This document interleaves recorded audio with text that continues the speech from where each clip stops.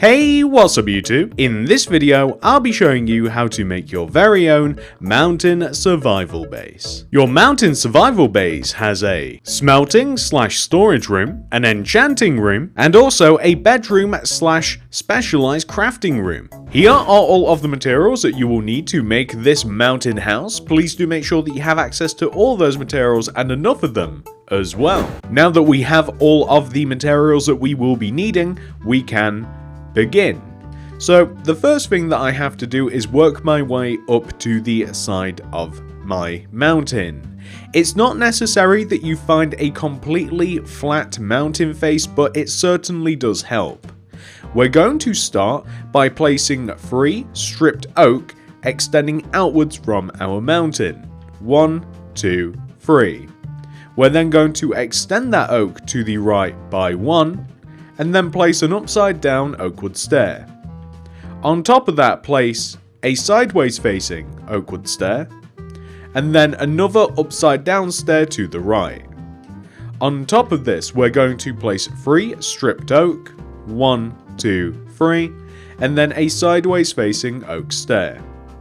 Place an upside down oak stair inwards, and then another one on top. Going left, place 3 stripped oak wood, 1, 2, 3, with a sideways facing oakwood stair to the left. Place an upside down stair underneath, and then a sideways stair to the left. Place 3 stripped oak extending down, 1, 2, 3, with an upside down oak stair underneath. Place a sideways stair to the right, and then another upside down stair underneath.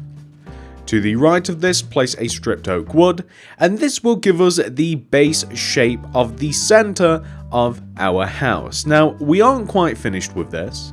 First of all, we have to place an oak trapdoor in front of the center of the stripped oak on the left, right, top, and bottom parts of our house. In addition to this, we are going to place glass directly behind the frame that we have placed. The glass will extend all the way behind these stairs, and of course it will extend upwards as well. You only have to fill the portion of this in that will of course be visible from the outside. Now that we have done that, we have 2 more spheres to make. So the first one we are going to place. The positioning of this is actually quite easy. On the lower part of the build where we have the stripped oak and the trap door, we want to left of this and behind it, so here we want to place a stripped oak wood, and then we want to extend it down, and then we want to place an upside down oak wood stairs, and then a sideways one going left of it, upside down oak wood stairs, 2 stripped oak wood going left, 1, 2, upside down oakwood stairs, sideways one on top if we can get there, an upside down oakwood stair left, 2 stripped oak wood on top, sideways oakwood stair with an upside down one going right, sideways oakwood stair, and then connect it to the build using stripped oak wood. So we'll have something which should look like this. And of course we want to place glass behind the frame of this, so basically you just want to essentially connect all of the stairs together. We're in a very awkward position right now, but as long as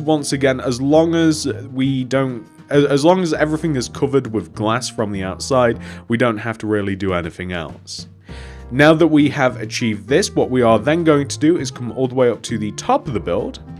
And once again, the positioning is quite easy. On the right side of the build, where we have the stripped oak and we have the trapdoor, we want to move up 1, so here, and we want to place 2 stripped oak wood extending behind this, connecting back to our mountain.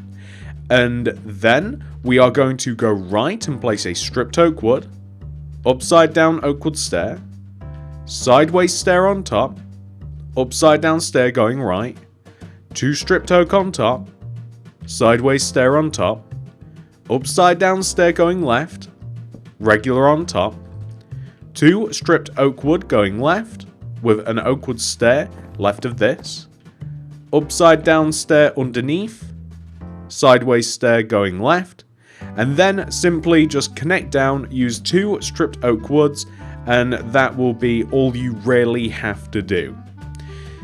For this particular part of the build, we will have to dig into our mountain a little bit. So just dig into the mountain the necessary amount of room that we will have to create just to fill the face of this in with glass. So probably about here as well.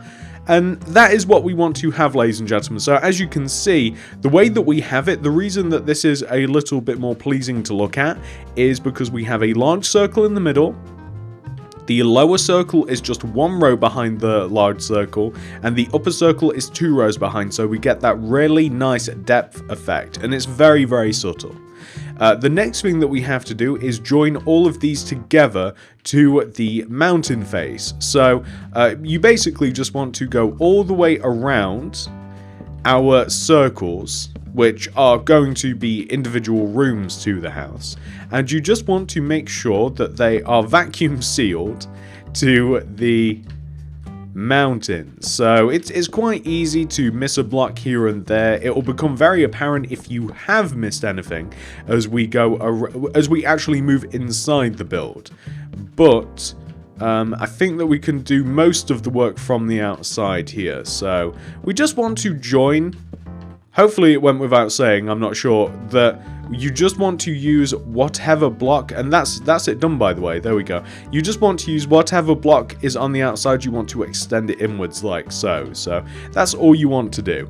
We want to be able to get up to our base as well, so the way that I've actually set it up in the original is by using ladders. So you can use ladders in multiple ways. We can have, say, like a set of ladders that lead us from here up onto this ridge, and then I like the idea of having a set of ladders that kind of like are set into the wall, so up here, and we have to basically we emerge inside of our build, so to speak. So the way that the entrance works, hang on a second, let me get down. So the way that the entrance works is that it is just set into the mountain here, so we climb up directly into the house like so.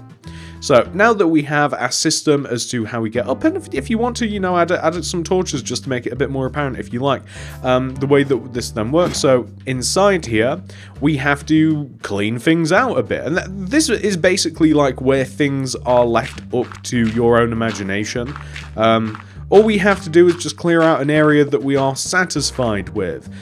We want to try and adhere to the shape of the actual house itself, meaning try and sort of keep the inside about as big as kind of like the outer face of each circle, or don't. It's completely up to you, but that's roughly what I'm going to be doing. And I'm just going to be clearing out a space inside here that just makes sense. So for instance, the width of this circle is including the frame 1, 2, 3, 4, 5, 6, 7. So it would make sense to me if we had 1, 2, 3, 4, and then like 5, 6, 7 rows extending backwards, and a similar sort of thing for each of the other circles as well. Or you could just join them all together. You know, I'm sure that you guys have many ideas for what you can do, but let me clear out all of these areas. Let me make a blank canvas and then show you how the blank canvas looks, and then we can fill this up with some survivally related things. So let me show you what it'd look like once you've cleared things out a little bit and you've kind of done the things that I've just talked about. So as you may be able to tell, I think that you actually get a better idea from the outside. I have cleaned out each one of the 3 rooms. I have made them all nice and empty. I've made the rooms about the same depth as they are wide, so they all look pretty good, I think. They're also a little bit abstract in how they're laid out and how they're connected together, which I think really does add to the survival feel. There's nothing better than kind of like a bit of a random house in terms of layout and room style. I think that it really does give a cool effect So we have all of the rooms connected together, all with ladders. They are sort of similar shapes to each other a little bit, but we've got plenty of space to fill them all in with all sorts of different things. So let me give you guys a little bit of an idea of what you may want to add to each room. Of course, feel free to change the layout, change the materials used, change the purposes of each room. Let's take a look at what I have in store for you. So this is what the house looks like from the outside once it has been fully furnished. I really like looking at it from the outside because you get a really good view of every single room. But now let me take you onto the inside and you can maybe get some ideas or inspiration, or maybe you're just a little bit curious at how the house can look. So the main room I kind of have as an enchanting room slash a place to keep your armor and to tune it up a little bit. We have some alcoves in the wall. I've also shaped the walls a little bit differently, as you might be able to see as well. I've used some stairs around the edges. As we drop down into the lower part of the house here, we have a smelting room and just a little bit more storage, a little bit of light. It's mainly a smelting slash crafting slash storage area. We've once again utilized these stairs to shape the house a little bit. And as we come up to the bedroom, bit of a climb up here. We have, again, we've repurposed things a little bit. We've changed out the layout a little bit, but we have a bedroom and a little bit more of a specialized crafting area, and it's just been a little bit rearranged. But I hope that you enjoyed this tutorial. If you did, please do remember to hit that like button, as it really helps me and the channel out very, very much. If you are new around here, please consider subscribing and clicking the little bell next to the subscription button. That'll ensure that you get all my stuff sent directly to your sub box. And if you want to check out anything else by me, check out the card system, description below, and the top of the comment section for more. Thank you so much for watching, everybody. I love you all very much, and I'll see you guys in the next one. Goodbye.